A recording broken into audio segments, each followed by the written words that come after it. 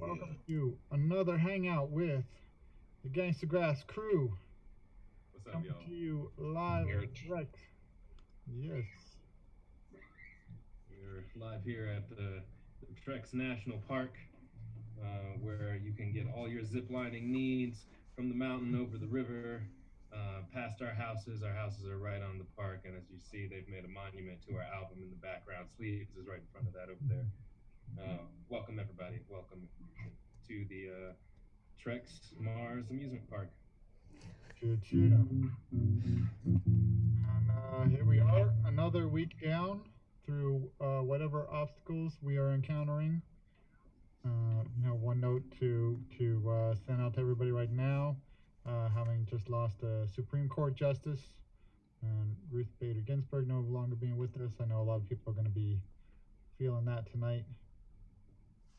So welcome to let us know your feelings in the chat. We will chat it up. In a little bit, we'll be joined by Bran J, who is an awesome singer that we have had the privilege to be introduced to out in Tulsa. And you can hear her on our new album, on our version of This Land Is Your Land. So she's going to be coming on in a minute, and we'll talk to her about some amazing things that she's been doing.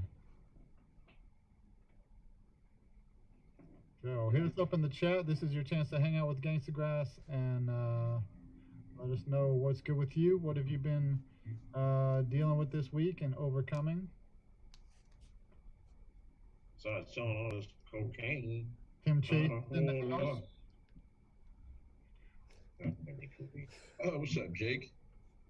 Oh, Jake's in the joint up on the book. All right. Yo, what's up?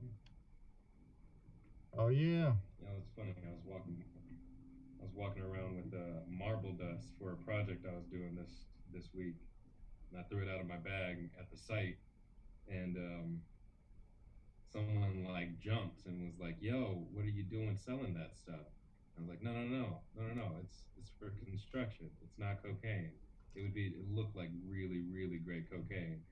It was like nice, fine, powdery stuff. But no. I'm just working, y'all. I'm just working. Not that working." Just walking the streets, sprinkling cocaine. They thought you had that work. I mean, I was tossing the bag up and down outside and was oblivious to it.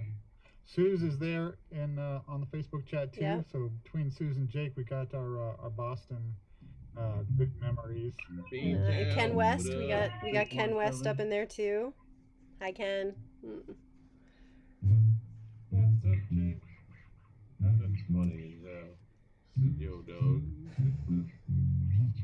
Yeah, man. Just every time 2020 seems to be like, you're just like, I mean, we've all learned not to say it can't get any worse, but seriously, like, let up for just a minute. I feel like 2020. If we said it can't get any worse, it's just like the next announcement is that meteor that we've all been expecting. I feel like 2020 is a dude and just chilling. It's like, let me see what I got next. Let me see. Just looking through the drawer, like, aha, bam, get some of that. Yeah. Oh, you thought that was bad? Here's some bubonic for you. I'm just hoping my phone can get power. My favorite Vine or TikTok I've seen lately is about the meteor that killed the dinosaurs being a mistake. When the angel goes back to God and it's like, all right, I took care of it. What's my next task? And God's like, okay, you got that one I asked for. You give the dinosaurs more muscles and stuff, made a meteor.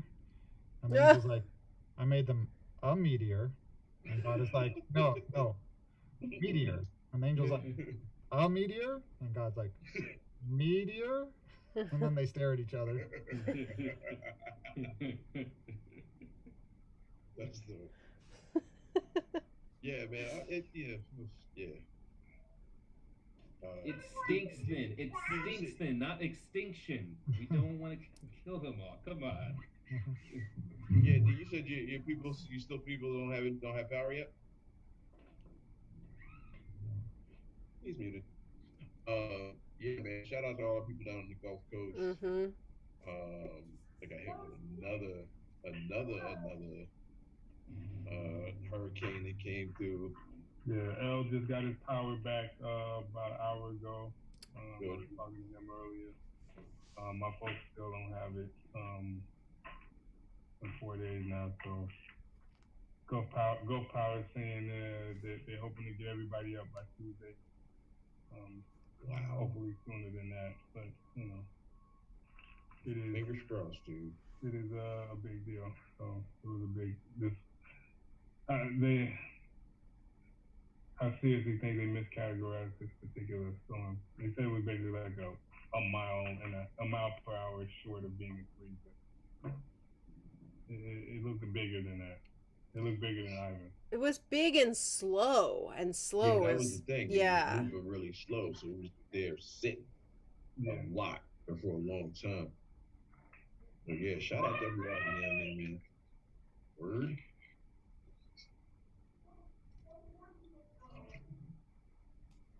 But My so grandparents are hunkered down there. where they at? They're in Orlando. They're usually doing fine with all the hurricanes. They've got a decent place that's one of the few places that's above water level.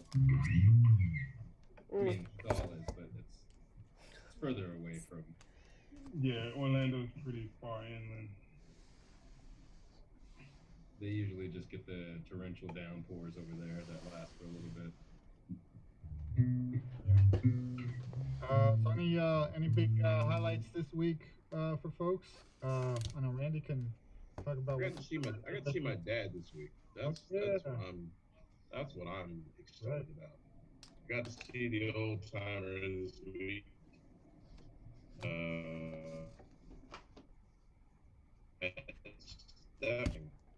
That was I haven't seen him since March. And so Whoa. to actually be in the same space with him was pretty dope. I saw him on Father's Day. Me and the kids went and held up a sign at the window and whatnot. And then last week was his birthday, so we sang him happy birthday out the window of a nursing home at like 8 o'clock at night. So you got to figure at least 2/3 of the people are sleeping. And here's this madman, his 3 kids just singing happy birthday out the window. That's sweet, man. You did the Stevie Wonder version, though, right? I could do that. That would have been even worse.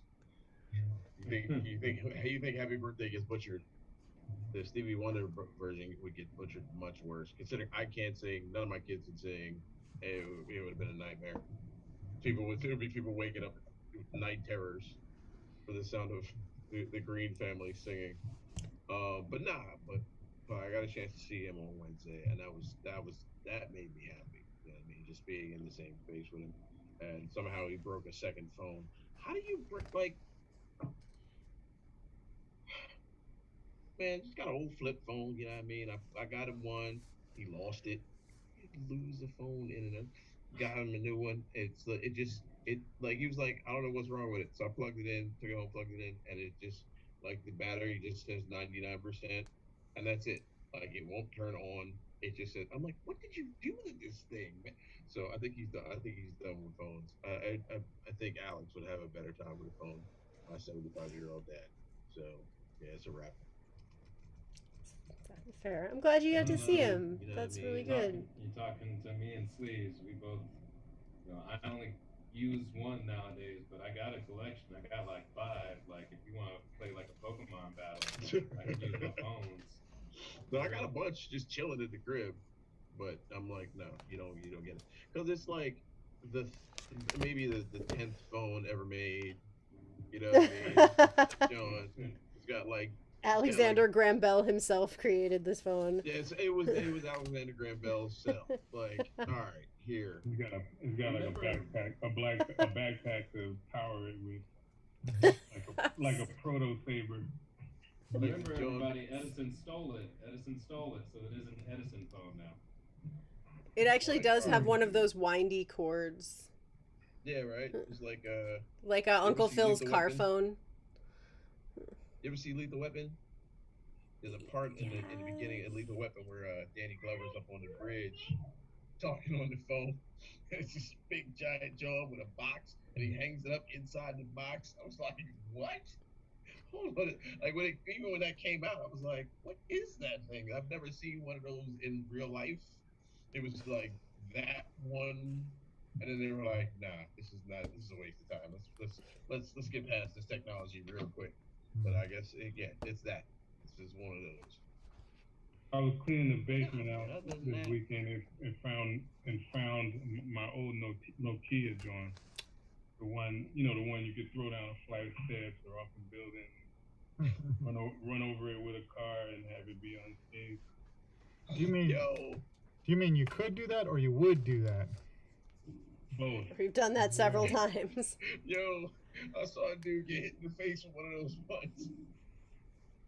This girl was beefing. This was in Penn State. I mean, this girl was beefing. It was right before I left.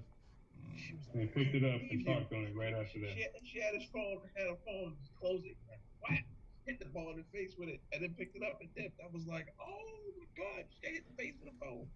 And then went about it. It was ridiculous. Ridiculous. Yeah. Well, we also something else that happened this week. Our son is we got to be on a little interview with Dionne Warwick. Bruh. That was not bad at all. Pretty sweet, and it's really cool that we got to be in that conversation with her. Yo, she is very, very cool. She is very down with the program. When we started, talking all our blah blah blah about genres being too segregated and how people need to transcend these divisions and stuff, she was right there with us. Heck yeah. End genre segregation. Desegregate your music collection. Yeah, we should really do away with genre nowadays. I mean, if country's gonna sound like pop and hip hop all the same, like, why do we call it something different? I mean, them using the 808s in country a lot nowadays. See, I'm not an 808 dude anyway. Like every now and again, Blasphemy. but I think it's getting run into the ground. I will say this particularly about the whole conversation with Dionne. I like when they were talking about it before. It was like, oh yeah, and I'm thinking like, all right, we're gonna record something, and then she's gonna record something. It'll be on the same broadcast. Okay, cool. And then they're like, no, she might be on there. So I'm like, it's not gonna happen. Me and Reg are sitting there chilling, chatting. We do the little drops, whatever. And then like, I think it was her publisher or something about it when it came on, and then there she is. I was like, oh, wait. Now, mind you, the night before, she was chilling with Patty and Gladys Knight. She was on that verses. Yeah. Right. Which was I watched some of the verses. I'm sitting there like, that's Patty and Gladys right there. And then Dionne showed up. I'm like, what? So in the span of 24 hours, she went from Patti LaBelle and Gladys Knight hanging out with these two jokers. Like, what? Yeah. All right, fine. I'm okay with that. That's enough degrees of separation for me. I'm cool. I can handle that. That's fine. I will talk that one up forever. I'll handle it. You got lots more coming. I will talk that one up forever. If I'd have known, I would have, skipped work to come on there and just hold up my Dionne Warwick greatest hits record. Yeah, right. Like, we should go sit here and hold. That is a great album. And we were talking about all of the music that she makes, and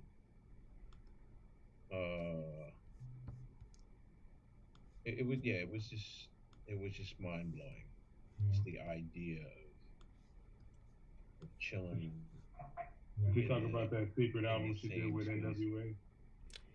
Well, she didn't want to talk about that. Stuff, I will tell you, but talking about the 808s starting to be in a lot of country music, I had a really interesting insight. I was listening to the Cocaine and Rhinestones podcast, which is about country music history, and he really gets into some stuff. It's actually like 3 90-minute episodes just about the song Harper Valley PTA.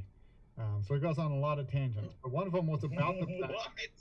One of them was about the fact that every generation of like country musicians and fans is like, oh, we need to make real country, not like that country that they're making today.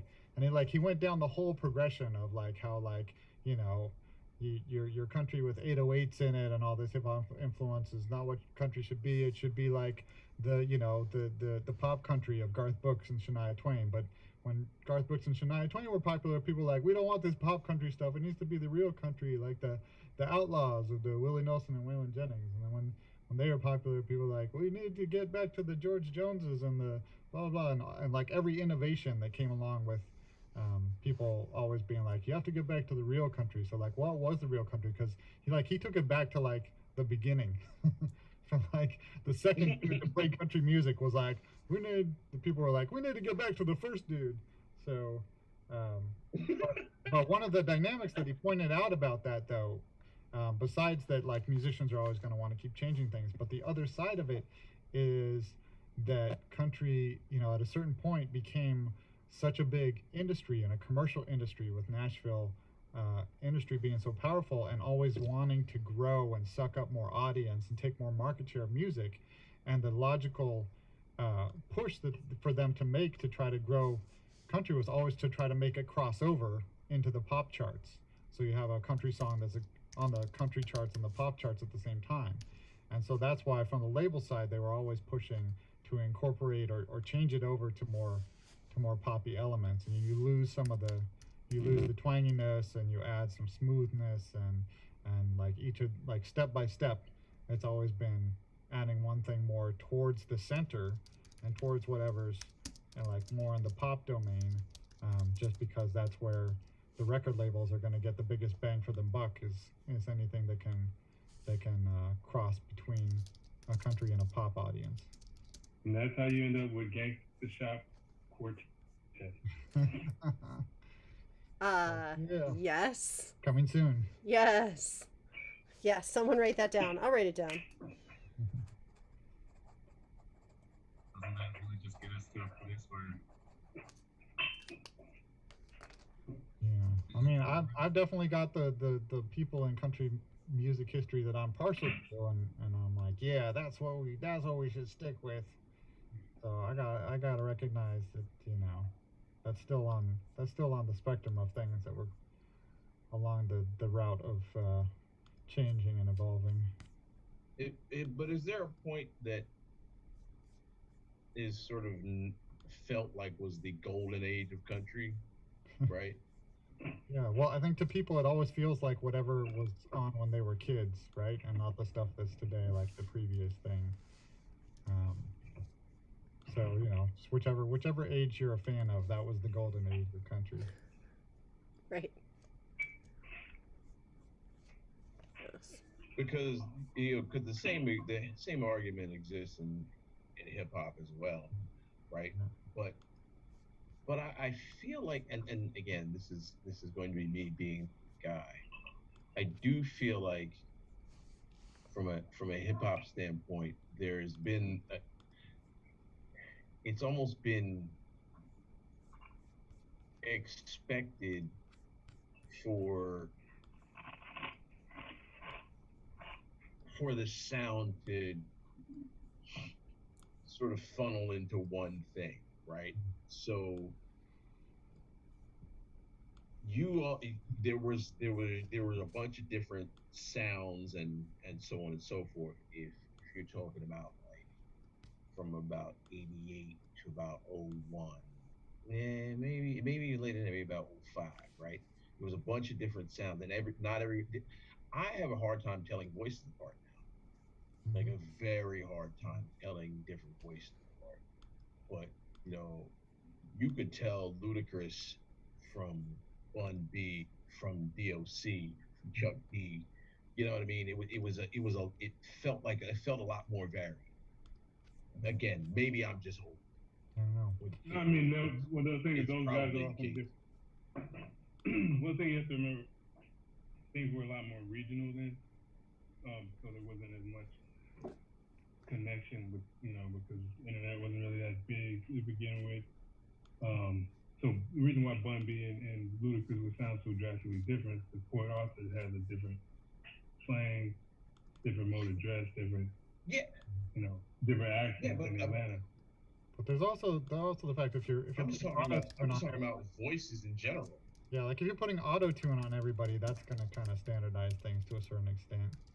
And also, the popular styling in rap, which is to be very under your breath and whispery and, be like you're on the syrup. So. Yeah, but the thing is, like, most of those cats are gonna blend into each other, but the ones that don't are the ones that are gonna stand out and be around one.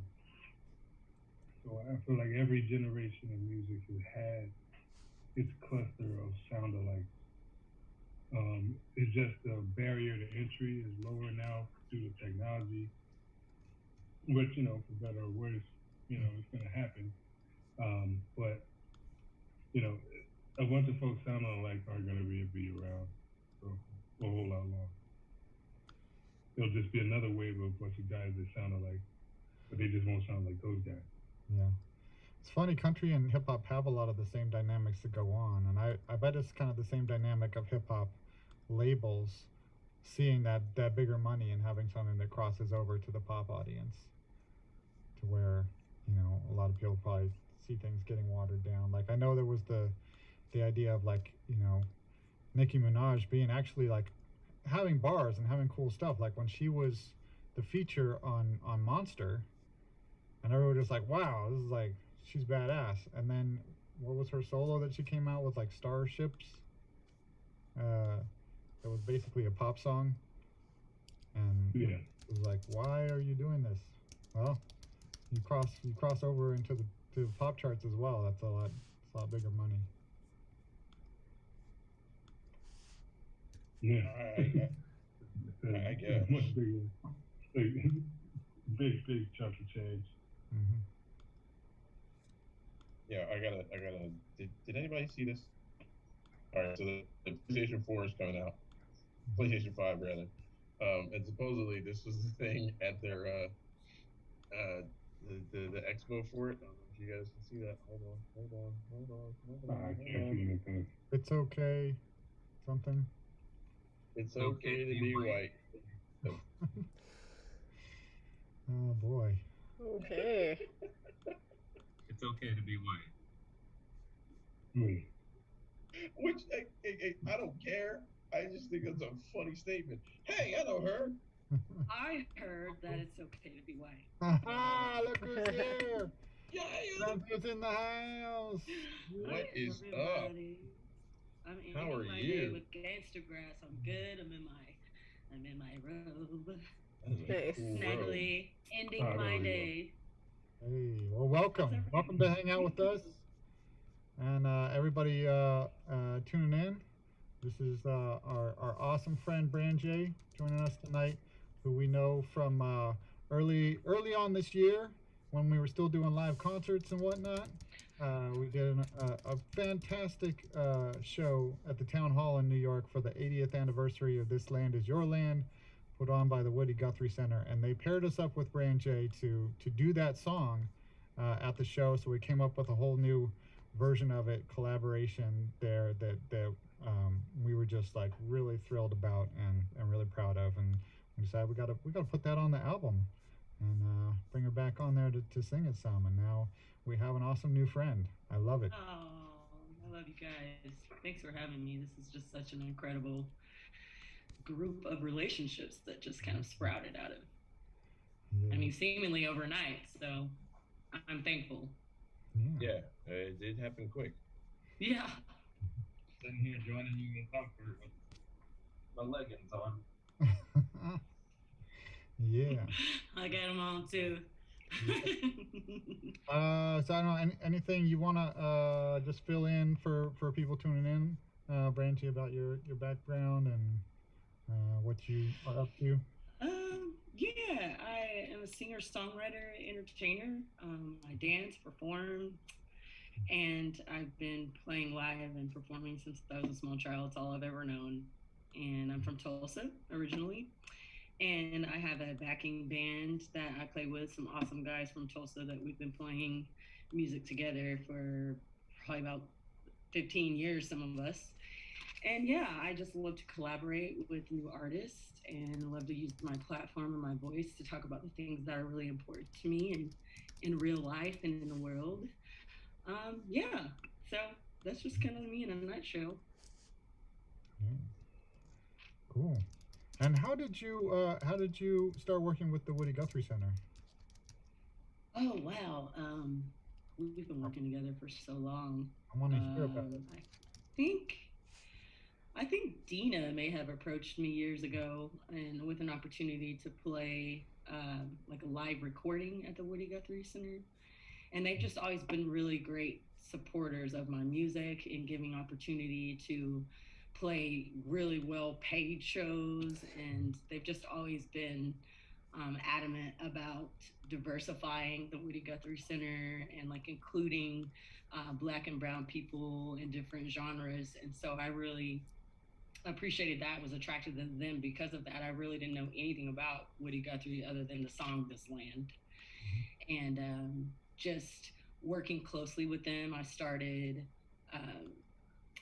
They have like a summer program for kids, teenagers that to play music, and Dina had called me to ask to partner with some of the other musicians there and to do some training and just support of those young voices and those young musicians. And so my job was just to go in and pretty much just teach confidence, teach, singers, people who are holding a microphone in front of an audience, just really to get to know who they are and to be free as far as who they are as artists. So they asked me to come teach vocals, but I'm not necessarily a vocal teacher. I can teach what I know, but really it was about, finding, helping these young people find out who they were and get their confidence up. And then after a week or 2 weeks, something like that, we'd go in and work with them. Then they'd have a big concert at the Woody Guthrie Center and it'd be recorded and have great sound. Or they do a big concert at this place we have in Tulsa called the Guthrie Green, which is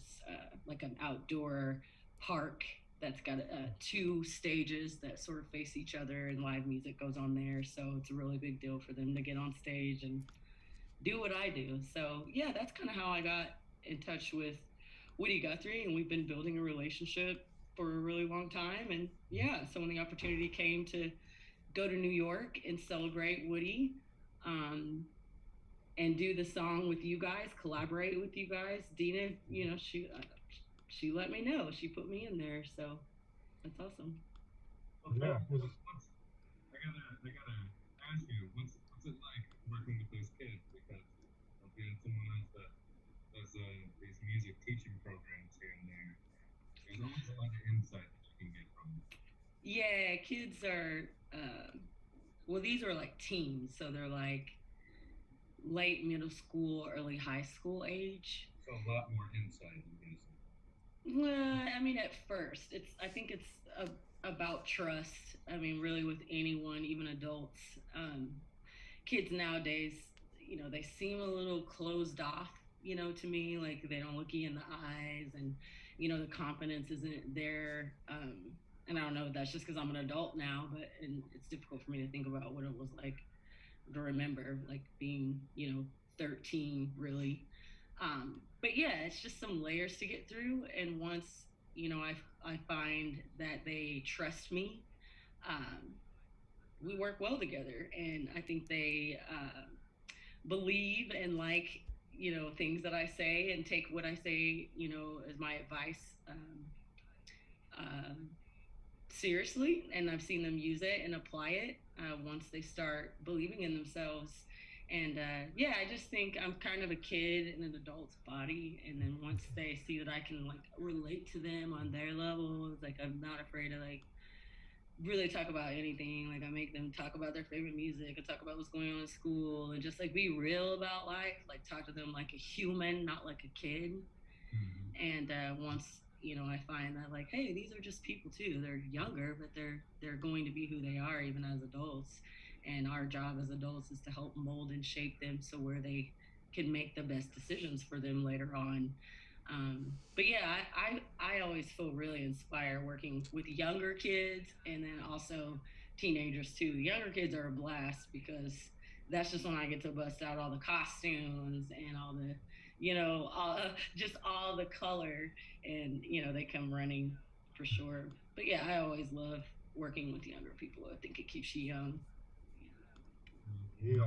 Saying there, and like what you're putting out there to the kids. Let me just talk with a couple of music pedagogy folks. We've just been talking about like what role music theory plays in the classroom and how Eurocentric it tends to be. And your approach is really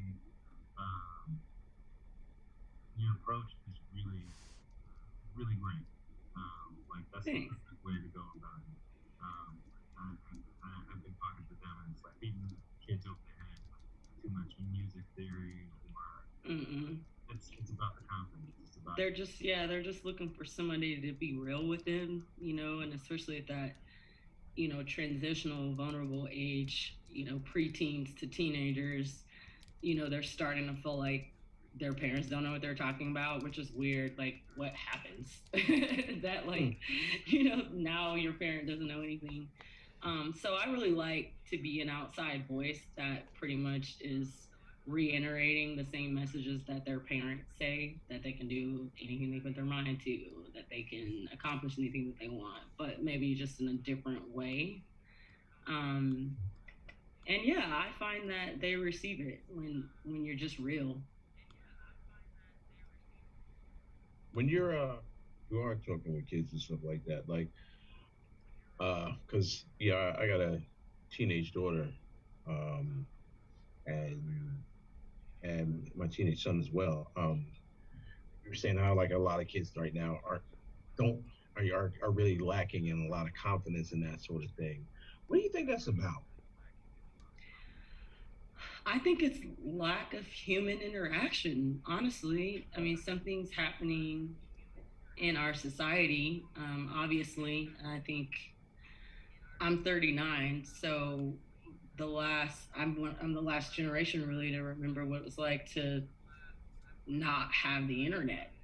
Like I remember when the internet came out, and we're looking at it like, what? I'm on it, like what does it mean? What does it mean? What does it sound? And I think since the internet really skyrocketed and became a major part of our culture, that it's got some good things, but I think also it sort of takes away the human interaction that I think that we need in development at a young age, especially during those teenage years. And what I was talking about earlier about like not having the confidence to like, look somebody in the eyes when they're talking. A lot of times I feel like it's because they simply just haven't had the practice. Because there's so much emphasis on the computer screen and the phone screen and the video games. They don't play us outside as much anymore. I mean, I would get in trouble for not playing outside. It'd be like, you have to go outside and play. But those, times when I was younger, when my parents were doing that and making us play together was helping us to establish and learn relationship with other people, how to deal with problems with other kids, how to deal with conflict resolution when you have issues, how to work together as a team, things like that. So I feel like a lot of that is lacking because just a change in our culture, which is sad to see and watch. And I really want to do what I can to like push against that, by talking directly to kids. Like I don't talk over them if I'm talking to their parents. It's kind of like, including them in the conversation, like they're a person, just showing them value. But I think that's why the disconnect is just the way that our society is slowly become further and further away from human connection. And it, oh, sorry, my dog is, wow. Yeah, me and our son we were doing a presentation to some fifth graders a while back, and I mentioned something about the '80s, and they all gasped. That was 100 years ago. I was alive during the '80s. So I was like, yeah, it's old. When I was growing up, your phone was attached to the wall with a little cord, and a bunch of hands went up. And so I called on somebody, and this is what their question was: then how did you play video games on it? See what I mean? Like, it's just such a different time. I was talking to a friend today, and we were reminiscing about just like the answer machine. Having that time where nowadays kids are so attached to their cell phones, adults, everyone is so attached to their cell phones. It's created this immediate pressure to have an immediate response. You know, you text me back now. You call me back now. Like, everything is now. Social media is now. And there was a time that was, you know, much more chill when you got the call, when you got back to your house. You know, it wasn't this intense, why aren't you texting me back? You know, it was, people were more patient about, like, hey, you got home, you hit the red button, you listen to the voicemail, you call the person back. So I think it's just a change in our society. And they can't even imagine when we were kids, somebody'd have to call and talk, and your parents would answer the phone, and they'd have to ask for you, like the same line. And it's like you were like the business when you got your own landline. Oh yeah. You know, when you got your own landline, because the other landline was a family landline. If you on the phone all day, your mom would pick up and be like, "Get off the phone, I need to use it." Kids don't know about that now. I know, that would freak them out. What? Having that stuff would make people suspicious of why do you need a pager? Why do you need Right. I was telling my kids that like, you know, we would go outside and just be gone. It's like, all right, I'm out of the house, and the entire, you know, like, no one is the people. The only people that know where I am are the people I'm with. That's right. Yeah, we just be gone until we'd have to be in before the sun went. Yeah.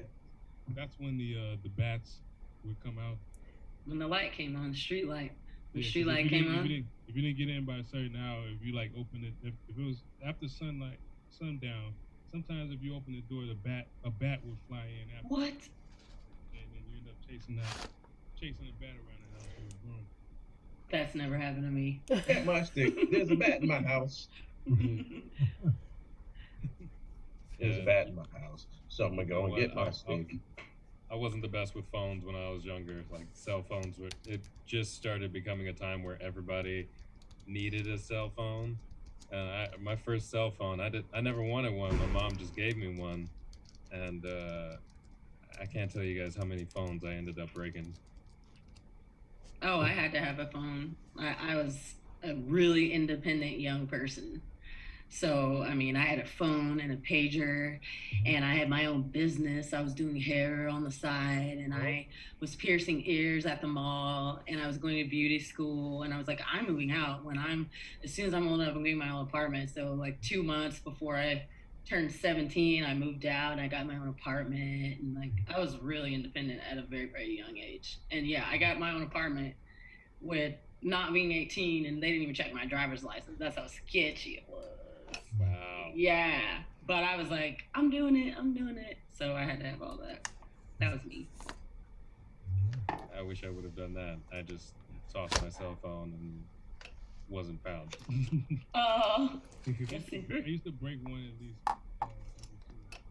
How do you break a cell phone back then? Like, you talking back in the day or these new ones? No, it was back in the day. The old ones, it's just, gear is heavy. See, a case or a gear or a cabinet or a speaker or something with a turntable case or something. It was a briefcase bag. The briefcase bag had the briefcase. Yeah, that was the 80s. That was the 80s. So yeah, I don't remember the 80s too well. Back in the 80s, if you had a cell phone, yeah, you was hustling. You were a baller. You was definitely hustling. Because you needed an extra vehicle for the phone itself. Yeah, anyone that had that was rich. That's what I used to think. They was rich. Right. You're talking on the cell phone. It's like, why are you dragging this wheelie case around? You going somewhere? Why do you have that wheelbarrow? What's in the suitcase? Why is it so heavy? Oh, it's my phone. What's up, Sleeves? Hey, seen you in a Brandon. minute, darling. Are you guys staying up? How's your mental? I mean, some days I'm feeling like I'm the king of the world, holding it down, bringing the positivity and the energy. And other days, I just feel like I'm barely making it. Mm-hmm. So, You know I'm what? start. You know what What's that up? is? That's because some days you're the king of the world, and some days you're barely making it. That is true. I'm just like, what is going on? So so far I'm picking up some new things since quarantine. Just been honing my skills and sharpening my skills, learning how to record my own vocals. So I did that for this land, learning how to edit and writing more music, recording more music. But I got a movie role, like in a real movie. Ooh, that's I can't exciting. say much about it yet, but it's what I'm working on right now. And I mean, talk about a Sweet. push. I mean, tears of frustration because I have to learn so much dance. The character I'm playing, let me tell you about the movie. It's sort of a hip hop urban version of the Nutcracker. Mm-hmm. So I love it already. Yeah, it's gonna be amazing. It definitely sounds like some Gangstagrass music would be needed for that. I thought of you guys. Totally thought of you guys. That mix and collab like that. So yeah, they've taken the songs that were in the Nutcracker and sort of redone them. Awesome. And I'm playing the Sugar Plum Fairy, who is who is an ex-drug addict, has made it to New York City, and now she's a prominent dancer and has this beautiful dance studio, and she helps teenagers that are underprivileged or that have been just bad kids, the tossaways, and help them find their way out into the world and the positivity. And so she comes in contact with this young kid, Carlos, who's 16, comes from a broken home. He is worried about being, an alcoholic or an addict because his father was an addict. His mother is in rehab. She's an addict, and deals with anxiety and depression. And so my character just establishes a relationship with him and really helps him through that. So I'm really appreciative to be a part of it because the whole purpose of the movie is to destigmatize mental illness within the Black community. It's something that we don't really have been raised to talk about, because Black folks have been just working it out since the beginning, making it happen since the beginning, not really having, all the tools. We've just made it happen. So I really like being a part of this because it does open up a conversation to be had about mental health and how to take care of our mental health and to really bring attention to that. Because it is important. So, have you seen what are mental facilities like over in OK? Because I know when I was living in DC, part of their big revitalization was knocking down a couple of mental health facilities. So, I mean, they're okay. I think they could be better. I think. Yeah, we just got a lot of work to do. I mean, we have a few facilities here. I'm not ashamed to say that I've visited one more than a few times in my lifetime in the past. And I could say that one of my experiences there was positive, and the other experience I had there was not so positive in the sense that they, I felt as if though they treated patients more like criminals than actually people who are seeking help and that need help. It's more like, the staff I found was very impatient, not really getting the time that I needed with in the counseling and, things like that. But that was some years ago. That was, probably about 20 years ago now. And so, like I said, this is something new, a new endeavor that I'm picking up and wanting to be involved in. So I haven't quite done research just yet on what those facilities look like, what they offer, what's, how people could benefit from them, how many we actually have now. So yeah, that's something I'm going to start digging deep into. I wanted, while you're here, I wanted to make sure that, you were able to get into just what's going on nowadays in Tulsa, what's been the uproar, what have been the changes, what have you been looking at there? Because we Yeah, got let's hear about Tulsa for sure. We're all out on the East Coast. Yeah, Tulsa's got a lot going on. There's a lot of positivity going on. People are joining forces, working together. I'm seeing a lot more of that within the community concerning surrounding Greenwood and Black Wall Street specifically. There's been a big tug of war concerning the Black Lives Matter mural being pulled up off Greenwood that was painted there. So it was pretty much, the city and community going against government that says that, our city government says that it was never approved, this and that, blah, blah, blah, whatever. The fact that it is on, Greenwood is really, really important to the citizens who live here. Knowing what happened 1921 on that, very same street, it was monumental to have that painting there. So it was a situation where people literally went overnight, a large group, and painted overnight. And everyone woke up. It was like, it's there. So that's, been something that we've been kind of going back and forth about, which to me, I really care about representation in that way. Like, we need in Tulsa our government, society to start talking about taking responsibility for 1921. We still have victims that are alive today. One of the final survivors has now filed a lawsuit against the city of Tulsa and a few other entities for just what happened in 1921. And she was there and still alive. She's 101 years old and filing a heavy lawsuit. So I'm happy to hear that is happening, because to me, it's action. It's a step forward. I mean, we have been talking about for a really long time what's wrong. And I think it's obvious, what the problems are.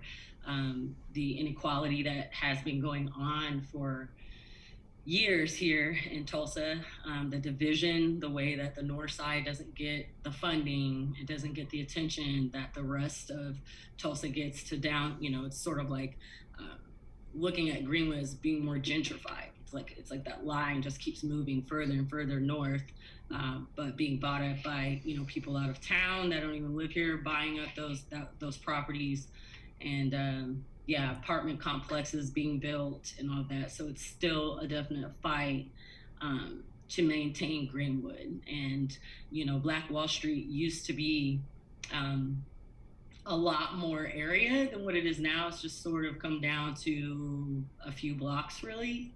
And it's just a fight within the community to continue to preserve that. I mean, rightfully so.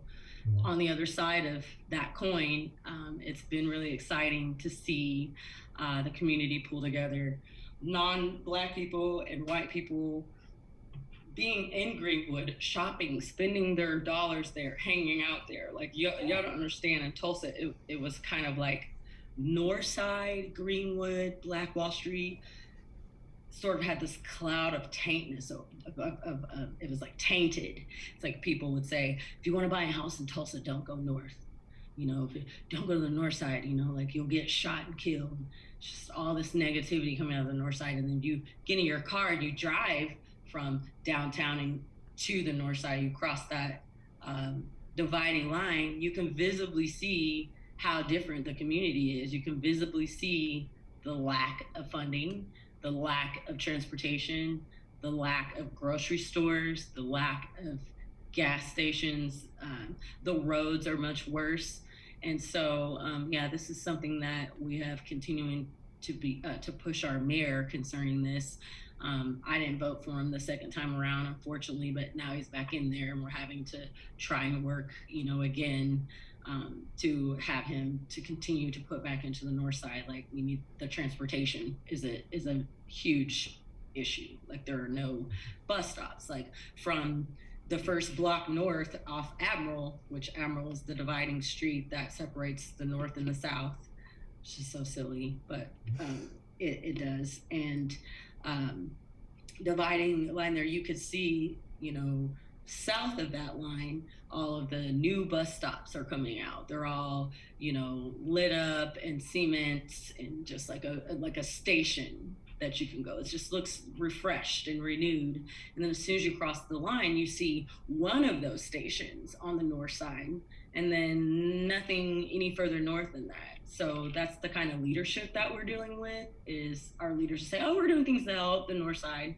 And it's just like little nuggets. And it's like, no, we need more than that. So just pushing towards that. But I love to see the community that's actually keeping it thriving. It really is. It is the community of people. When the Black Lives Matter mural was threatened and someone came through and poured blue paint on it just to be a hater. That happens a lot here. It was mostly the white people who were out there that cleaned it up and repainted it and really made an effort to preserve that. And so I really appreciate that, seeing that. I mean, it's just really strange to be hanging out on Greenwood, hanging out down, by the ball field, and to see so many white people. It's like it never was like that before. So that's something that's really empowering to me for my community, to see that not only are, our allies supporting through, social media and putting the message out and talking about it and having those difficult conversations with their families, but they're actually doing physical things to show that they're allies and doing physical things to help keep the message out. And so it comes down to protecting the grounds. When the Trump rally came here, it was in the same, the day right after Juneteenth, which just was ridiculous. We had armed men that came to Greenwood and these were majority, what I saw, white, a lot of them, I should say majority, but a lot of them were white men, and they were simply just guarding, using their Second Amendment right to carry a firearm, and they were simply just like guarding John Franklin Hope Center, the park. They were guarding that and guarding all the paintings and guarding the murals so that we could have Juneteenth in peace and not have to cross that Trump, it just was crazy. But it was awesome to see that people actually cared. They actually cared about not Black lives in the sense is like hashtag Black Lives Matter, but like, you're Black, I care about your life. It's a totally different thing. I saw the, say again, Rich? Actually showing up. Yeah, actually showing up, not just hashtagging it because it has this, idea of being trendy now all of a sudden. And that's what I fear the most, when it first started getting momentum and everyone's Black Lives Matter, and we started, really making noise through the entire country, after George Floyd's death. I was like, I hope this doesn't become just like trending. I hope that this doesn't become just like, oh, I support the Black Lives Matter movement, but really no action. And, of course, there's some of that. And, I've seen some of that. And I'm someone that pretty much speaks my mind after I think about it and choose the proper words that, resonate love. I try not to like say what I mean, but yeah, I've called out restaurants and businesses that have used that just to profit, that are now like printing Black Lives Matter t-shirts that are now, a part of it, but never really a part. Never really. It's like, okay, you're a restaurant, you're claiming to be that, but I've never down seen to get your Black Lives Matter meal. Right. Right, exactly. And so, yeah, I spent time, really opening up, calling out people to have, conversations about it, because we see it, we definitely see it. So yeah, we do have a few people tuned in. We've got some people from Germany and France and the UK, and as well as some people that have been through the American education system. So if we could just take a couple minutes and give just kind of a summary about Black Wall Street and Greenwood and the significance of that for people that don't already know. Oh, right. Okay. Black Wall Street was an area of town back in the 1900s, really. It was after enslaved people were free, and they were given this portion of land to pretty much start on their own. So it was Black people who pulled themselves up by their own bootstraps, and there were movie theaters and businesses and bakeries and I mean, everything that you can imagine that would contain a business that was booming in Tulsa, Oklahoma. So it actually was the most profitable part of town. It was the most thriving part of town. And what had happened was in 1921, there was a situation which we don't really know for sure exactly what happened, but there was a Black boy that was accused of assaulting a white woman in an elevator. And because of that accusation, white people came from really all over Oklahoma and bombed and destroyed Black Wall Street. And so ever since then, there's been a constant struggle through generations to rebuild and maintain Black culture. So yeah, it was a tragic situation that we're still seeking. What am I trying to say? Yeah, we're seeking justice. Mm-hmm. There were, you know, right now we're dealing with a situation where people believe that their family and ancestors are buried on unmarked graves around Tulsa. And so there's a project that our city government has headed, which has now slowed down a little bit, but pretty much to dig, to find these bodies, to lay these bodies to rest if they really exist. And we believe that they do. What's that? There wasn't like a fight. There was never a definitive body count.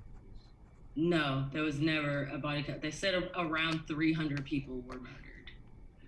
So after it was all, you know, but that's just sort of the round number. So we have all of the newspaper articles and everything that was existing back then have been destroyed. So there's very few artifacts that are left at the Greenwood Culture Center that still remains in Greenwood. Here today, you can find what's left of the artifacts there, and you know it's open to the public, and anyone can go view and see that.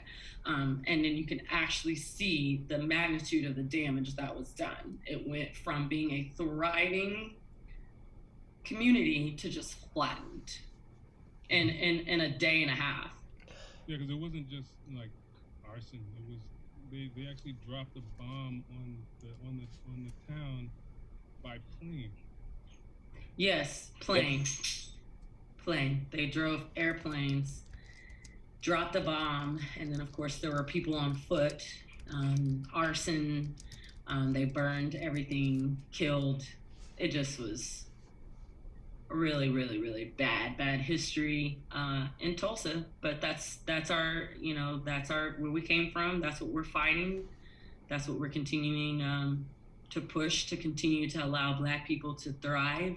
Not only are we fighting racism, but we're also fighting generational oppression. You know, just the way that we think as a culture and the way that we view ourselves in the world as Black people has come from such a tragic past that, you know, earlier when we were talking about mental health, that's really important, is those things that we have to look at, because it was such a tragic event that has been covered up. I mean, so many people just don't even know about it. And until I didn't know about it, I think I first heard Black Wall Street mentioned by Dolio being on right. Together. You know, I never was taught it in school or by anybody, and I'm sure, you know, people I grew up with. I don't. In Tulsa, do you like learn about it growing up in Tulsa? No, they never taught about it. And then in like 2000, when I was in school, I never heard of it. Now, okay, see, I'm a Black woman, obviously, from Tulsa, but I was raised in a suburb. So I grew up in Broken Arrow. We moved here from Detroit when I was a little kid.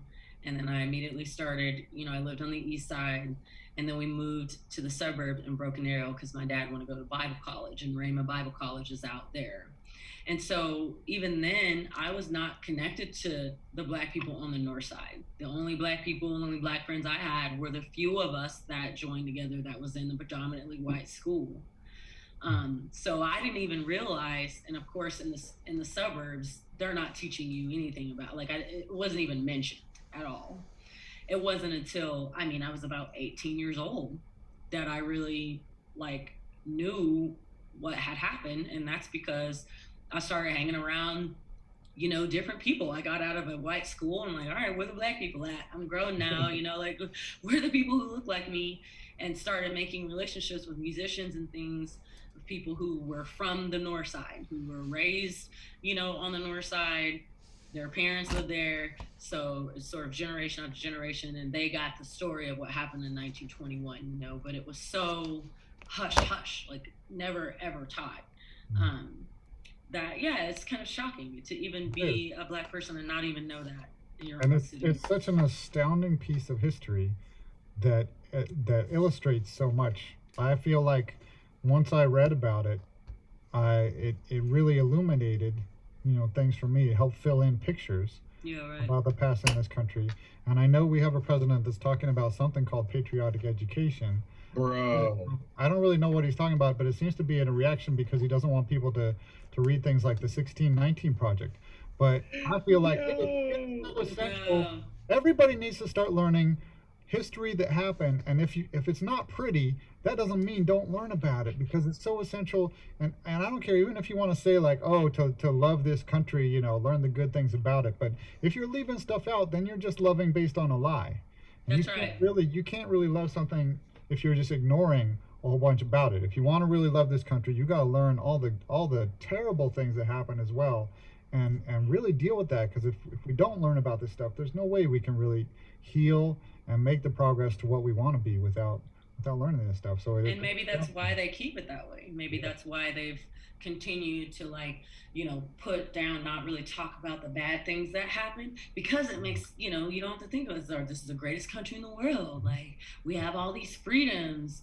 We have, you know, it's the strong, we're the richest in the world. Like, aren't you proud to be in America? It's this patriotic, like, spirit that we have. And a lot of people, you know, believe it, but they believe it because they don't know the whole truth. You know, a friend of mine, I was talking with a friend of mine, and you know, I feel like it's such a mark that we are still a very young country, and that we're having such a hard time wrestling with our past. And one analogy they brought up to me was just the Roman Empire and the way the Roman Empire started. I wish I had the specific names for all the events, but the first Roman king basically got a bunch of vagabonds and bandits together, mostly men, to start a city, and they realized we don't have enough women, so they basically went to a neighboring village and they stole all the women, and that's how Rome started. Wow. And I mean, that's their story. Wait, you mean to tell me it wasn't two guys that were raised by wolves? Yeah, it was one of the guys raised by wolves got all the vagabonds together. Yes. And they stole the women. Yeah. We can't just be hanging out with these wolves anymore, guys. So that's the origin story of Rome, and I mean, that's pretty bad. And our origin story is worse than that. And you know, I mean, it's spiritual baggage. And the thing is that when spirits have been wronged and they haven't been allowed to have their peace, and they can't really get their peace until they've had their day in the light. You know, you have to bring those truths to light so that people can acknowledge them, and then these spirits can finally rest.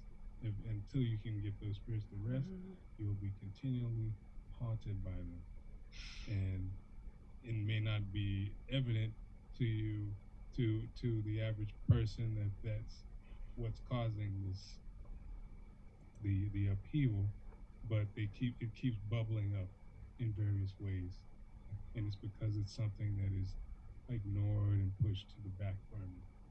But as soon as it's able to be addressed, it can be dealt with.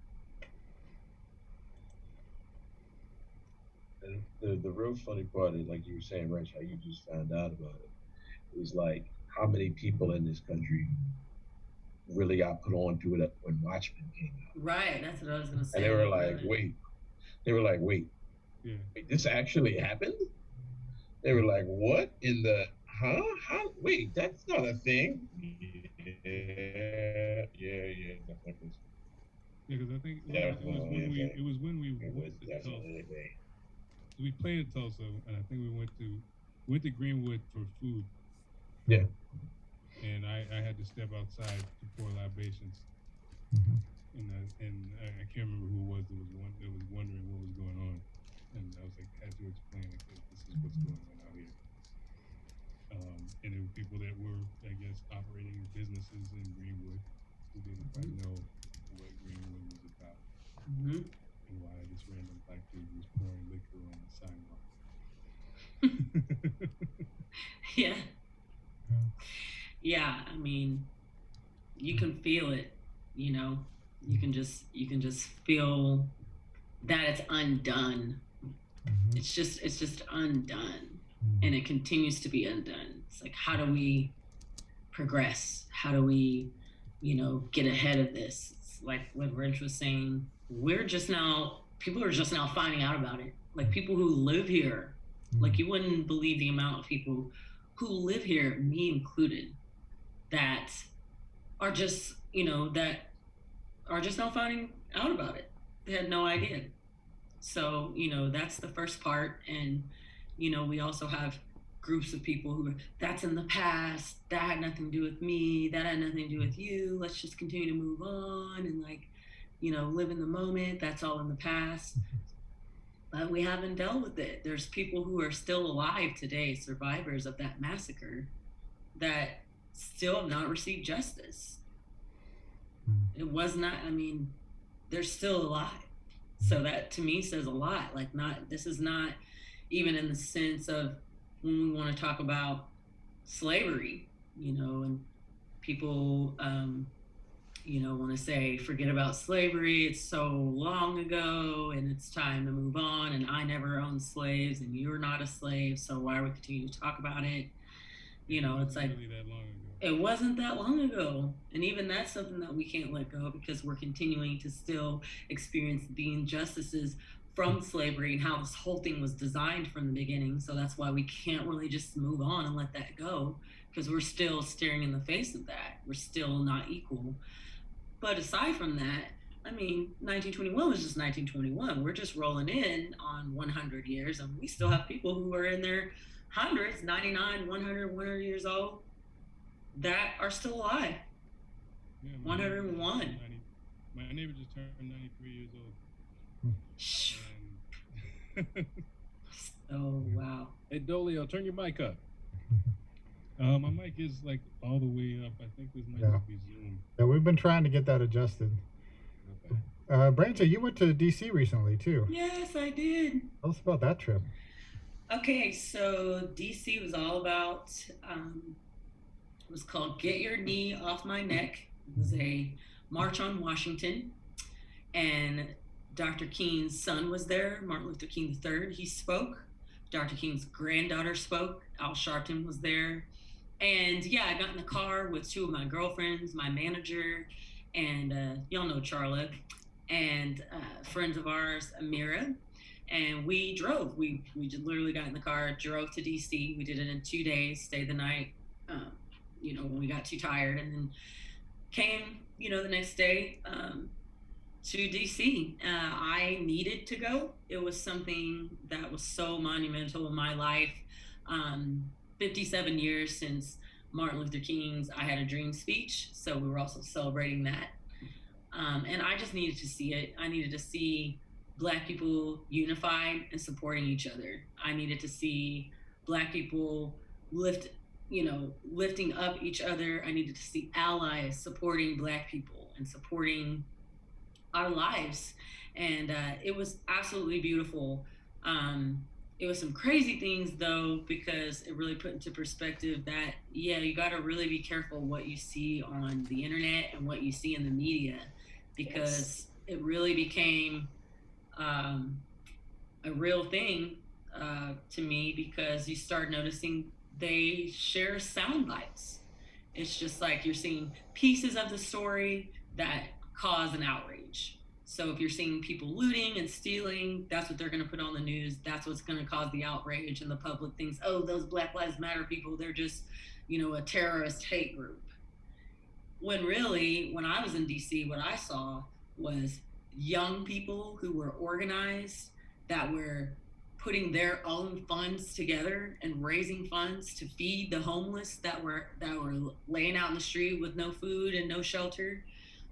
Every day there had been, protesting. At the time I was there, it was like the 92nd day in a row that they were out there protesting, none of which became violent or anybody spray painting monuments or knocking anything down like that. You only saw things on the news whenever it was those little sound bites where you have like the one situation that happens, or the cop unloads tear gas, and then that makes it. But you don't see all the musicians that were out spreading live music to people just for good feelings. You didn't see them out there feeding the homeless. You didn't see any of those Black businesses and those vendors that are out there, and all the people around that are supporting those vendors. I mean, it was literally like, at some points, like a barbecue, like the barbecue, like everyone hanging out, having a good time. Then you have your sections where you have groups of people, there's a group of people that were down by the White House, and they are just like true protesting for 90 days straight. I saw with my own eyes the police show up when there was no one called them, there was no reason for their presence to even be there, but they showed up in full, black sort of militant, helmets, the whole nine, like you see on TV, and they marched in with each one's hand on the other. And so this came in the middle of people breakdancing, had their signs out there supporting, loving each other, protesting, and then they just literally showed up, about 40 of them, and then they just established a clean line to just stand right in the middle. And so what was in front of them, which they were trying to, get that classic riot against, that riot picture, with the cops on one side and then the protesters on the other. But what they didn't notice is people were coming from the back side of them. And so I literally saw, a group of people that were, a couple hundred people, to where, it felt like 1,000 people just showed up out of nowhere. And it was the community that just began to like chant really loud and very threatening, like, get off our streets. Like, people were like, nobody called you. Like, when you guys show up, it's just negative. It gets worse when you guys show up. There's no problem. And I saw with my own eyes, I actually went live on Facebook, so I still have that video out there, that these people literally ran those cops back to where they came from. And it just went back to what they were doing, being a community focus. And it's like, that's what I mean. Like, you don't see that on TV. But if somebody threw a bottle and a cop sprayed somebody, then that's going to be, they're violent, that's what you see on the news, but you don't see all of the good things that were happening. And then the cops show up, not just cops that are just there in the cut just to make sure, just in case you need us, like a full militant sort of. It's like, okay, I understand that's DC, and it's the capital, but at the same time, no, they weren't needed, they weren't called. And the community literally just ran them out to where they were like, okay, there's really no need. Everyone had their phone out. It was hundreds of cell phones. And people were pretty much like, make a move, because we'll roll it on all angles. Because it was just so crazy. It was like people were hanging out, and then they just came and stood right in front of them. And I was like, nope. And I backed up on the side of a wall, but I wanted to run. I wanted to keep rolling on it just in case some shit really did go down, and I could just like sort of duck behind a building to not get pepper sprayed. But I wanted to be close to anything if it did go down, because that's just, I don't know, I should probably be safer, but I want to see what's really going on. And it was no need for them. And I saw from the back, I was like, oh my God, all these people are like literally riding up the street from behind these officers. And that's when they started sort of second guessing what they were doing like sort of like, and then they literally turn and fall back out, and people were booing and hissing and telling them to go back where they came from, and it was just like big cheers. So that was something that really put a perspective, a different perspective in my mind, because I find myself, when you are looking at the news and you are looking at videos, you are looking at commentary, it's very well, yeah, it's negative, but it's misleading. Well, it's really like formed to what they want you to believe at whatever angle. Mm-hmm. Like whatever helps their channel or their message, that's the angle that they're going to share that story. So, because the point is, as we all know, the news is not about the news anymore. It's not about finding out what's happening in the world. It's about ratings. Mm-hmm. So if they can get people who watch their channel that believe heavily about a certain situation, and they think protesters are all thugs and they don't have, they're not true Americans. Well, if there's a situation where, somebody is acting, out of order, they're going to film that. The cameras run right up, and that's what they put on TV. Mm-hmm. Yeah, every time. Plus, Every if they- time. Yeah. Yeah. Plus, if they feel like that as an American, then they really don't know history. Yeah. Exactly. Exactly. I mean, looking at this is the capital, but that's exactly the reason why there shouldn't be riot police. And I'm at least a little heartened. I don't like how they came out, but I like that they didn't, Push it. get scared and attack. That they went, okay, we're gonna pull back and not engage, which was definitely the right call. So I'm really heartened by Yes, that. it was. But this point about the what the media are showing is a huge one. And I have been in journalism and in news radio, and one of the most intriguing things about that culture and about what you're taught is that you can't lose a viewer. You don't want people to change the channel. So you have to be constantly peppering them with images and, sound bites that are going to keep them tuned in. It's why news anchors talk in that bizarre way where they don't actually pause at periods, but instead they pause in places where you have to keep listening, and they don't say, right. So it's all part of the same package. You see the Wow. one fire that's burning in an intersection, and you think about it like, okay, there's a fire burning in an intersection in Portland. Somebody lit a fire in a street. You don't even know who did that, but they keep showing that loop over and over again, and you can see based on what's happening in the picture that this really is like a 3-second loop that they're just showing over and over again. And it's for those purposes. So, I'm grateful that those cops stepped off, but I feel like everybody needs to take a lesson from those couple of things that were right in our founding, right? We have these horrific birth defects, but we also have the ability to correct injustice and make ourselves better and make the whole thing better. That's With the conscious idea. effort. Yeah, I think that's what exactly. we miss out is the conscious effort.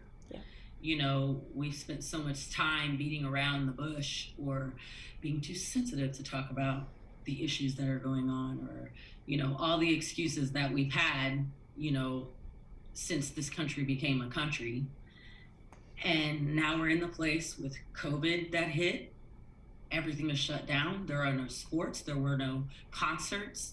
And I think it was just like the universe, especially, this was a world pandemic, but for America, it was the opportunity for us to sit down and really look at ourselves, because what else are we looking at? Like, there was nothing else going on. So Tiger. conscious Well, we'd effort. already binged Tiger King. Right, that was done. We'd already made banana bread at that time. The self-reflection point is a really important one, Branche, for sure. Here we are with this time on our hands, and do we use it for Tiger King, or do we use it for that kind of conscious self-reflection and betterment? And, do you have any thoughts on how, and this is a big question, so no pressure, but any thoughts on how to kind of bring that more broadly to the American people, that kind of idea of, instead of just sitting and watching TV and being passive or accepting what's being handed to us as the truth because it comes from some source that we happen to believe, but instead taking advantage of this time to pursue multiple sources and really dig in and talk to people who think differently than we do. How do we make that happen? I really think that it's education and a will to want to, like a will to want to change things or to see things differently. So conversations I have with people are like, what ticks you off about the country? What ticks you off? Like, what do you dislike? And finding like, well, certain things in society just, in government that they dislike, and then seeing like, oh, well, this person that we elect is actually over the sheriff that, that picks the sheriff. So if you have a problem with the sheriff or the police department, like that's something that you have a voice in. I think a lot of people don't realize that they do have a voice, or they feel like their voice isn't loud enough. But I think we're in another Zoom meeting where, we were talking about a collective effort. Our voice is actually, when we collectively come together and state what we need and state our desires and state intentional changes that we want to see happen, is when things will actually start changing. But without a will, there is no way. Like, without people who actually want to see the change, and I'm seeing the problem here now is, I've graduated from, okay, I'm gonna have these conversations with people because they don't, some white people, they don't see racism because it doesn't happen to them. So let me take time and really use my platform to help educate white people, and so that they can see why people are marching, and so that they can understand that this is, a plight that Black people have been facing, and they have been living as a, in a country that they've been benefiting out of, and they haven't even realized it because there's just been so much benefit. If you don't know that you're lacking something, how do you know that something's missing? So I've had those conversations, but now we're at the point, I feel like, at least for me personally, we've gone past that. It's so obvious that racism and injustice is huge in this country. It's pretty much one of the building blocks, if not most of them. I mean, it's always been here. And so I don't really want to have those conversations with people when they're trying to defend their ignorance, or they want to keep everything really pretty and like, oh, well, no, it's not like that.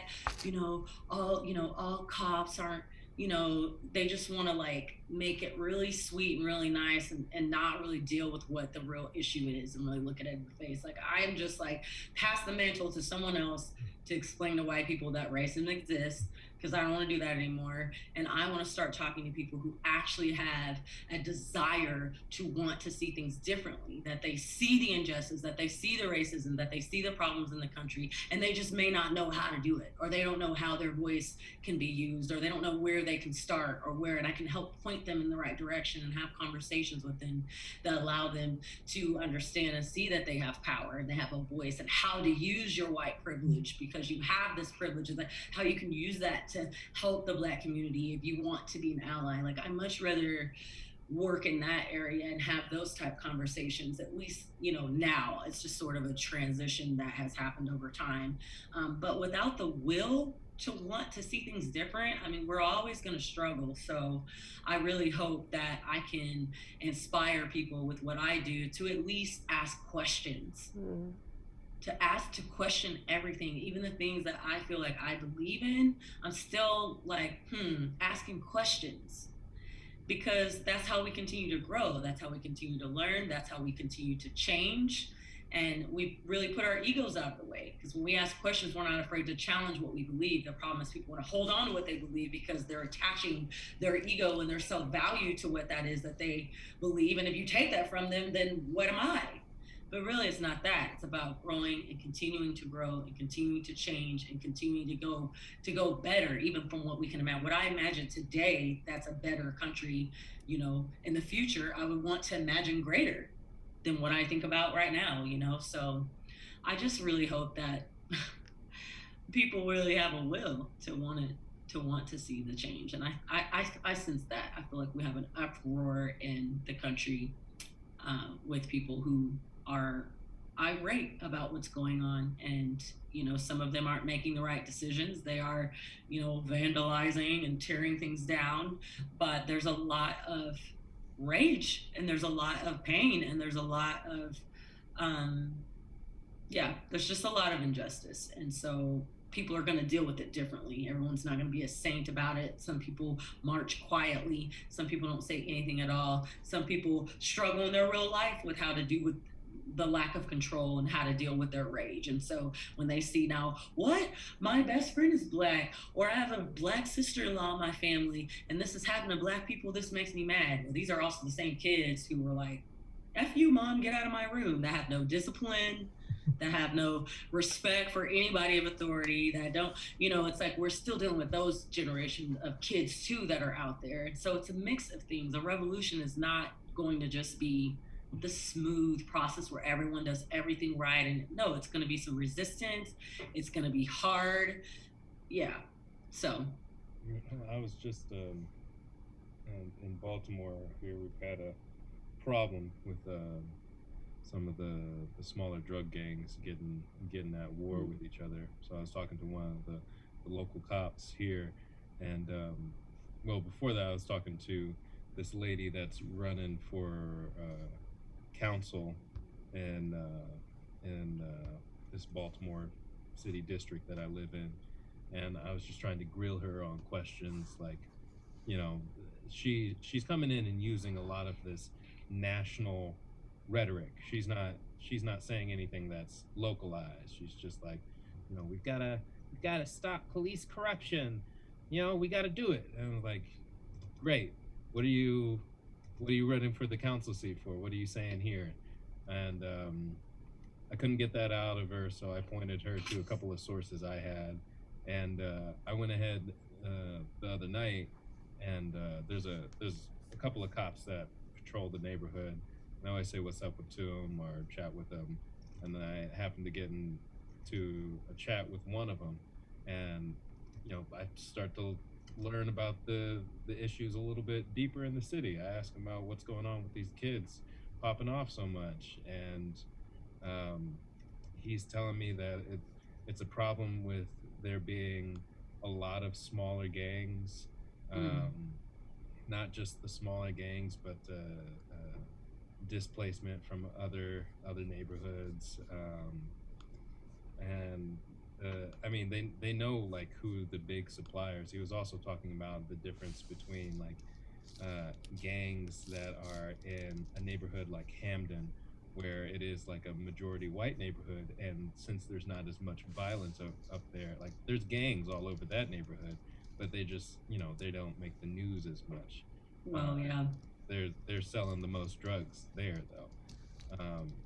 But he was talking about he's been in the force for about 20 years. He's about to retire in 9 months. And one of the best things he saw in the city was these community programs where cops got to be sort of the stewards of different community centers. And it really put to work a lot of idle hands and gave some kids some role models to really look up to. And apparently that program just petered off. And unfortunately, there's things that have been done in the past that were good for the city that just fell by the wayside. And I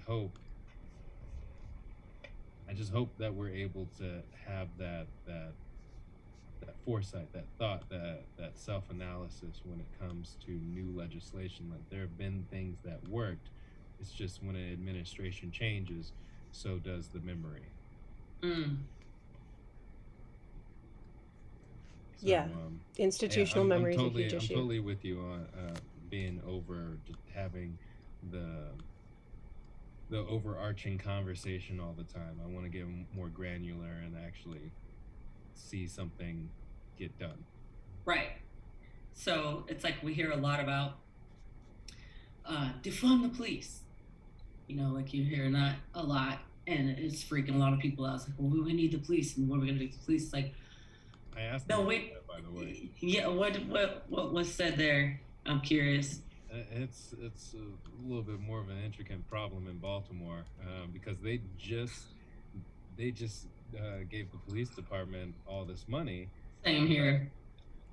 But he's saying like a lot of cops don't see that money because a lot of cops, like there was a lot of cops had deals from before that weren't made good on, and a lot of cops are serving extra time in the force because they were promised something 15 years ago that didn't come about. And a lot of cops are just still having a hard time paying bills, which is why you see cops working like nightclubs or security jobs at night. For some reason, a lot of that money, and I'm trying to remember exactly what he said or where that money was going, but the regular cop isn't seeing that money, and he's a detective. Right. He's not seeing that money. And that's what I'm curious about is where the money's going. Like in Tulsa, they gave the cops $600 million more. Right. So like sometimes six. Sometimes it's not just where the money is going; it's where the money's coming from. Good point. You look at what programs are being cut in order to make that extra chunk for that allocation.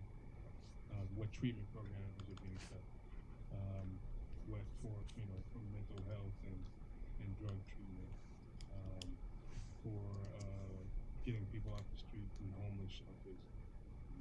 These are areas that are being severely underfunded, where we seem to always find money for militarization.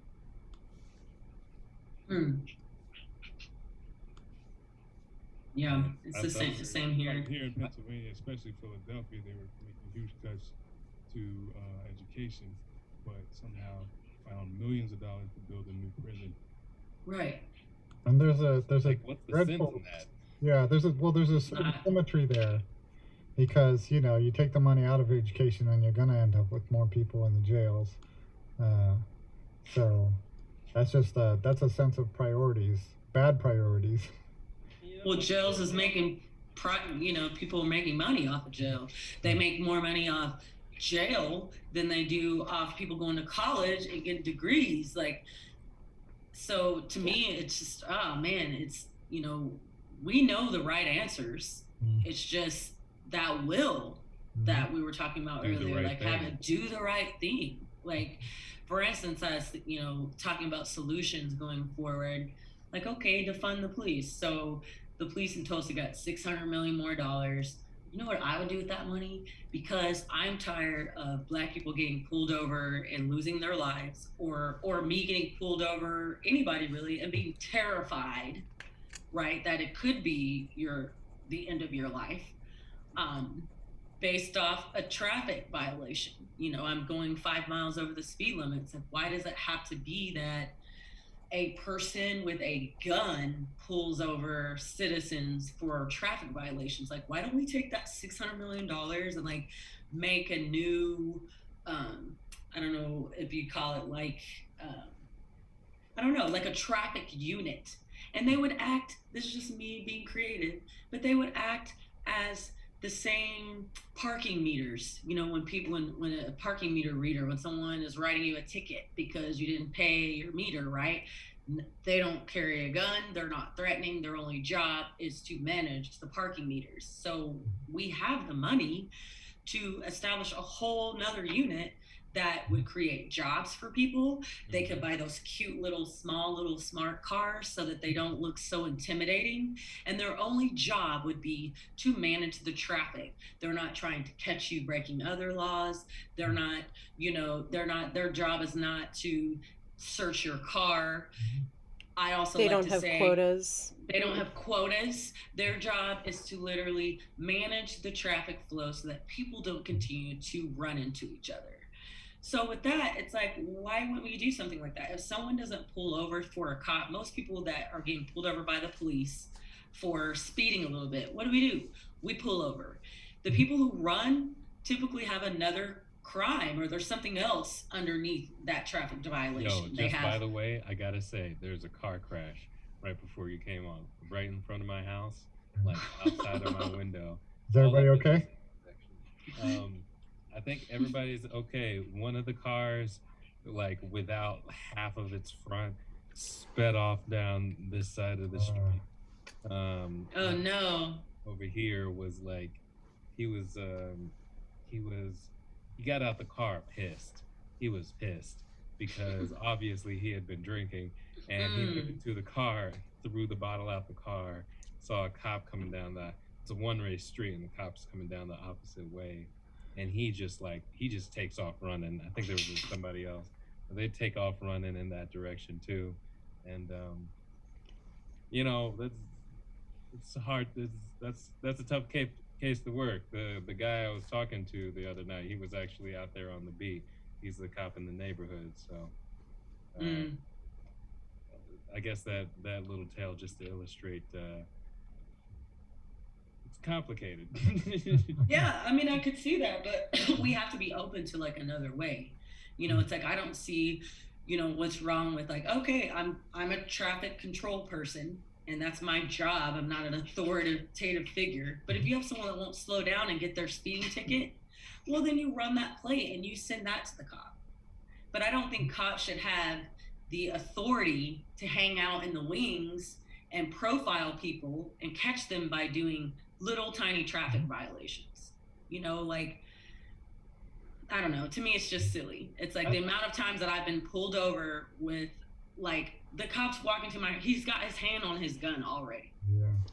You know, like it doesn't fit. Like, me rolling through this stop sign that shouldn't be approached by a man with a gun. I just feel like we can rethink how we do all of that. And like Dolio was saying earlier, thinking, like, you're pointing to a real transformation in the way you think about what police are even for, right? Right. As control as opposed to support. Right. We're just thinking cops are here to control people and keep them, you know, catch people and get them in trouble, right? That points towards one set of outcomes. And if you think the cops are here, let's take this advantage of this money to just support people and make things work better. That's a whole different operation, right? If you take that farther, you know, you can imagine such wonderful things, right? What about a traffic cop who's not there to write tickets for broken taillights, but has a trunk full of taillights, and he can help you fix it right there. You pay for it. Yeah. You pay for it. I have this trunk. I have this tail light. It's gonna be $40. You pay for it. Right. Not an inflated price. Not extortion. Right, but that requires a different concept of how things work in terms of a society where we're just trying to support people and give everybody the best possibilities, versus an authoritarian society where we're control. That's right. I'm a numbers guy, so I just did the numbers. It looks like the police budget of Tulsa is 28% of the total budget.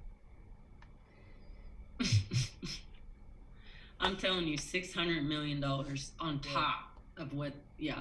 Well, I think it looks like that's kind of like spaced out. It's looking like the total budget for the entire city of Tulsa is 828 million, and what the police budget is 232 million of that for a year. Yeah, there's been way more added on top of that this year. That's what we're saying. It's like, why can't we? A city of 400,000 people. Right. Exactly. It's ridiculous. It's ridiculous. It's not. We could be putting money into mental health. There's too many times where, you know, these officers are called on these calls that they're not trained on. They're not trained. You know, there's people on the spectrum, you know, that they don't know it's violent, but they're really like on the spectrum, and they need someone that specializes in those type things. Like, they don't all need to go to the cops. Someone like me that's like, yeah, we need to reallocate these funds. Yeah, we need the police, but we need to reestablish what their purpose is. It needs to be completely redone again. And some of the authority that they have, I just feel like we should just remove the authority. Like what I was saying about traffic stops, you know, like, why do they have to watch traffic? Why do they have to be you know what I'm saying? Because that's used so often to harass people. I mean, ask any black person, make sure you're tagged, look at the thing, all my lights work. It's like a stress, because they'll use that to pull you over, what you got in the car, to look for other things. And I don't think that should be a thing. Why is that a thing? We have the money to like make something new, but It's just the mentality of people once, because we've been doing it this way for so long. It's like we lack the, sometimes humans behave as if though we lack the ability to create something new that actually does work. What's your I guess estimate of how many of, I guess, the police force actually live in the communities that they Ooh, I don't know. I'm not a numbers gal, but I'm not for sure the percentage, but I can tell you that in Tulsa, the police uh, do not reflect the Black community. You know, like when we have these videos coming out of cops harassing, you know, the two teenagers that they beat up, those are white cops that go to the north side to rough up and to profile and to do all those things. So we don't have many cops that look like me. There's not many. You know, like I had a couple cop friends years ago that were on the Tulsa police force, and both of them quit uh, just because of how the whole, you know, the training and just the whole system, you know. So we don't see that. We don't see a reflection of what the police look like based on that, on those communities. Like we don't see enough. Like the East Side is mostly Spanish speaking people on the East Side. You don't see cops that speak Spanish. You know, you just don't see it. It doesn't reflect. They're mostly white men and women, mostly. Yeah, it sounds like a lot of the issue of policing, and especially in urban environments, is the fact that we don't have community policing. You're dealing with, I guess, invading forces.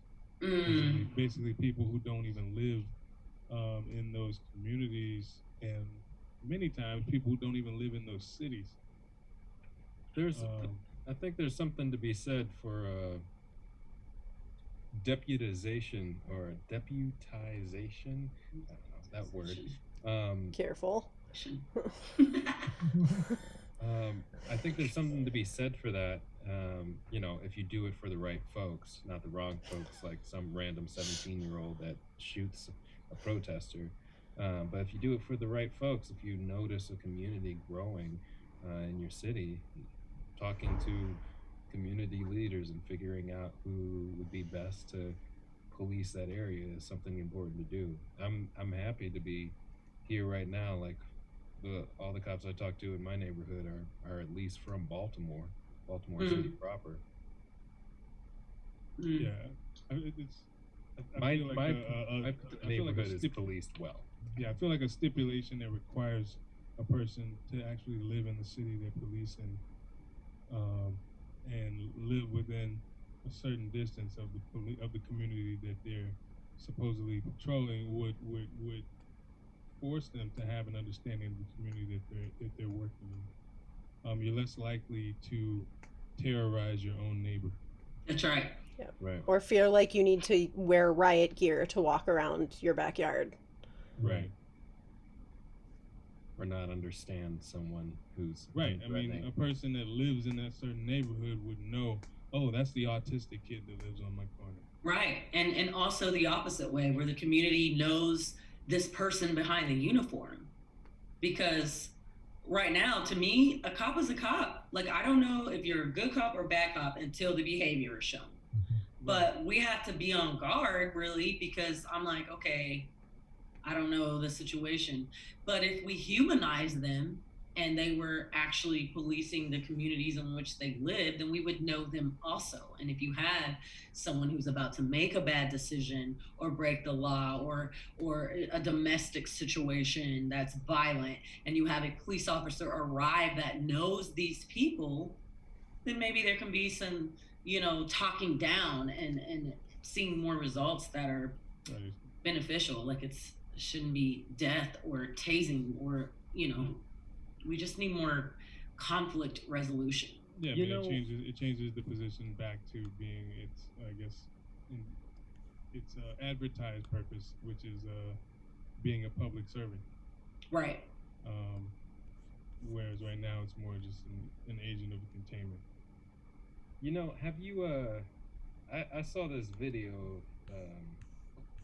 Black cop was sharing this anecdote about how a black woman, was coming up to him to ask him a question, just to talk to him about like his side of things, and another protester came up and stopped her. It was a white protester that came up and stopped her from like having a dialogue with the cops because it's the cops. Have you run into something like that? Allies are great, but allies. Yeah, right. But I think those are conversations that we have to have. I mean, if I could sit down and have a conversation with a cop and like really get some understanding and see it, like, yeah, I'm open to that.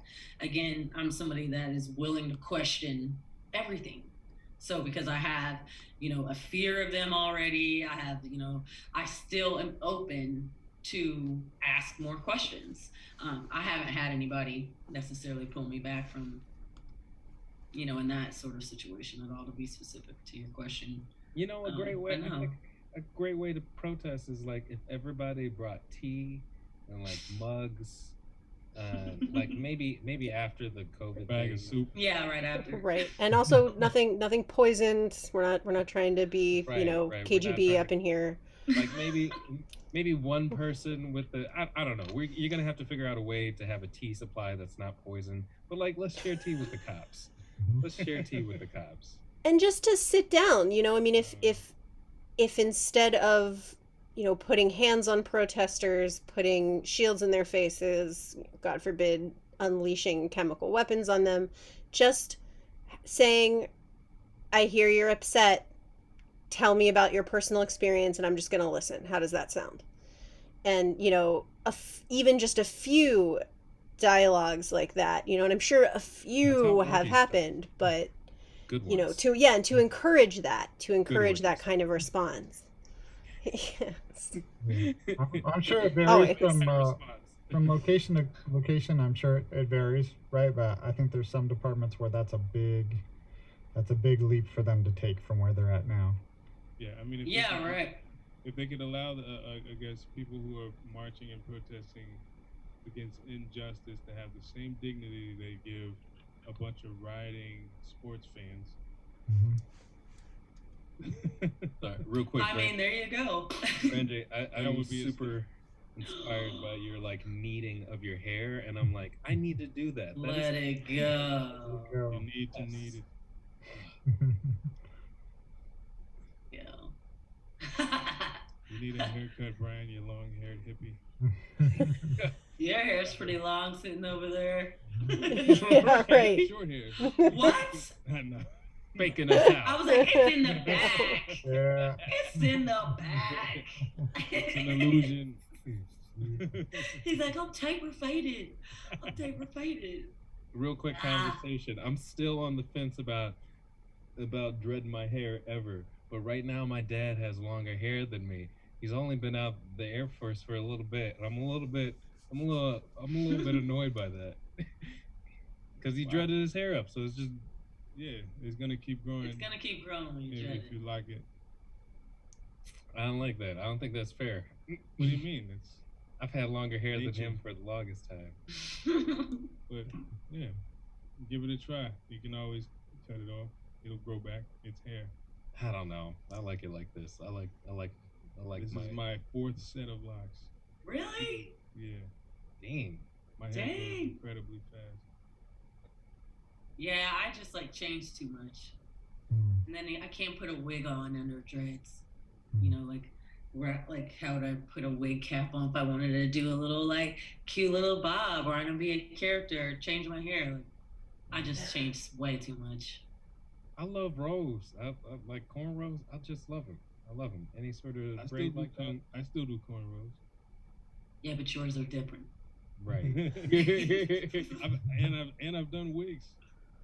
How do you put a wig on it? You're not gonna get a wig cap with all that hair. I roll it all back and tuck it under, and then put the wig on with a big afro wig on top.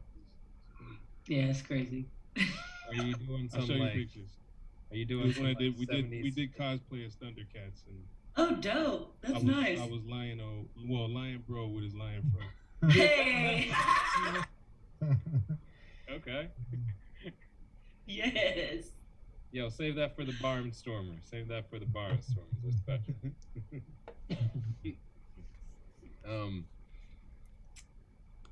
Where'd Randy go? He's been gone for a minute. Yeah, he had to dip out for something, but we've had a good time. This is an awesome. Yeah. We are getting into the late night, and I just want to say thanks to everybody for coming by, and all the people joining in the chat. Hope you enjoyed our conversation. We love any chance we get to hang out with Branjay. Yay, love you guys. Here. And gal, my sleeves. Yeah. Yeah. And once this pandemic is over, we hope to be crossing paths a lot more. A lot of people in the comments talking about where we should go. And so once we're touring, we can't wait to get everywhere everybody is. Yeah. A lot more live shows.